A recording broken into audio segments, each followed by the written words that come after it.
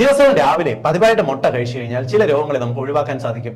മുട്ട കഴിച്ചാൽ വിശപ്പ് മാറുകയല്ലേ ചെയ്യുന്നത്, അത് പ്രോട്ടീൻ അല്ലേ നൽകുന്നത്, ഇത് കഴിച്ചാൽ രോഗങ്ങൾ എങ്ങനെ മാറുമെന്ന് ചിന്തിക്കുന്നവരുണ്ട്. എന്നാൽ നിങ്ങൾക്ക് പിടിപെടാൻ സാധ്യതയുള്ള പല രോഗങ്ങളെയും പ്രതിരോധിക്കുന്നതിന് പ്രിവെന്റ് ചെയ്യുന്നതിന് ദിവസവും രാവിലെ ഒരു മുട്ട വെച്ച് കഴിക്കുന്നത് നല്ലതാണ്. ഒന്നാമത്തത് ഹാർട്ട് അറ്റാക്ക് ആണ്, രണ്ടാമത്തത് സ്ട്രോക്ക് ആണ്. കാരണം മുട്ടയ്ക്കകത്തുള്ള ഹെൽത്തി ആയിട്ടുള്ള കൊഴുപ്പുകൾ നിങ്ങൾക്ക് ഹാർട്ട് അറ്റാക്കിനെയും സ്ട്രോക്കിനെയും പ്രതിരോധിക്കാൻ സഹായിക്കും.